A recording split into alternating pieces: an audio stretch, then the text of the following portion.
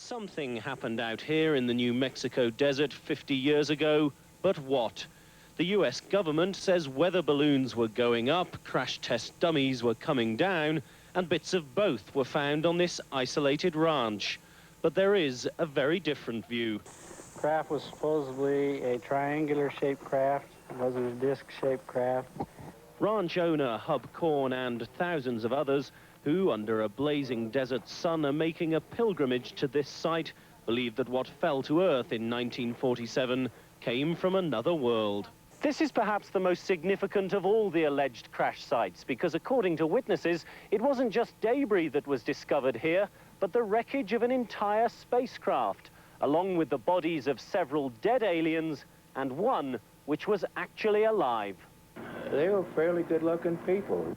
Frank Kaufman was a military intelligence officer in Roswell. He claims he saw the crashed saucer and its occupants. They were ash-colored skin.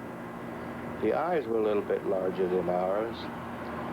Small nose, small ears. And this UFO investigator believes one of those grey men was taken to the White House. There's pretty strong evidence that that alien met with the President of the United States. I love it, I love it. Separating the surreal from the sensible is not an easy job as Roswell cashes in on conspiracy. If anything can be proven on this 50th anniversary, it's that even for the believers, profit is not an alien concept. Jonathan Hunt, Sky News, Roswell, New Mexico. It's quite incredible. Well, if there are Martians, we've got our own back. We've landed on their planet today. Aliens were actually crash dummies from a parachute test. But as the world's most famous UFO landmark celebrates its golden anniversary this month, not even the facts can dampen down alien fever. And as Reuters' Duncan Pitcairn discovered, it's business as usual in Roswell. Someone who looks just like you? I don't have a twin. Well, maybe aliens don't either. And so, just like all of you guys, maybe aliens don't all look alike either. Life is different for kids growing up in Roswell. What passes for science fiction in the rest of the United States is regarded by many as fact in this New Mexico town.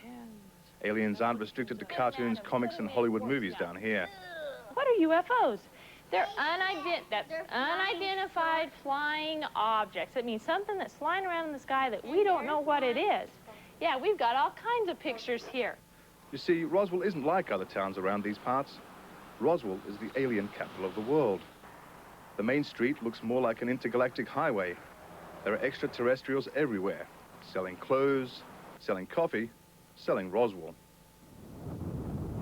Until 1947, Roswell relied on cattle and oil to keep its head above the dust on these vast plains. But then a rancher discovered some unusual debris just outside of town. The military quickly sealed off the area and issued a press release saying they had recovered a flying saucer. A matter of hours later, the Air Force was backtracking, saying the wreckage was in fact a weather balloon. But it was too late. Word quickly spread that the military had recovered not just a flying saucer, but bodies as well. It really was a heaven-sent opportunity, which Roswell has lived on ever since. The town boasts not one, but 2 alien museums, and has become New Mexico's most popular tourist attraction. That's despite the fact that there is no physical evidence on display of either a spacecraft or its occupants. The debate is not just over what happened, but where it happened.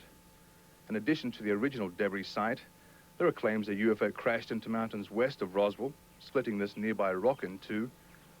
And then there is Hub Korn's ranch north of town, where people are charged $15 to look at what even Hub admits are just some suspicious-looking marks on the ground. We've had people from, gosh, all over the world. I mean, you just take from Japan to Australia to England to you name it, they've been here.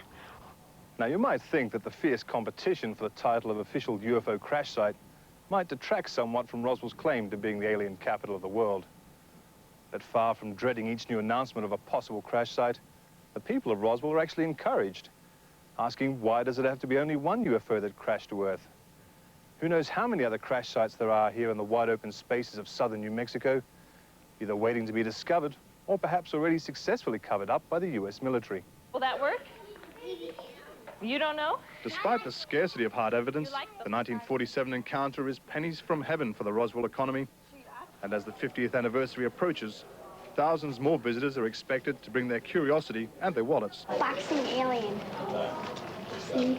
Like those boxing runs. Oh, really? But this aren't... The walls of Mayor Tom Jennings' office are testament to the meteoric rise in Roswell's profile. Penthouse featured Roswell. Supposedly they had some authentic photographs of the aliens, which I think they proved was a hoax. They compared Newt Gingrich. After the alien autopsy came out, in Time magazine, they compared Newt Gingrich to the alien. They said they looked alike. Not a comparison which offends the mayor. But Roswell is not the only town to cash in on the UFO craze. About an hour's flying time away, depending on what you fly, is the town of Rachel.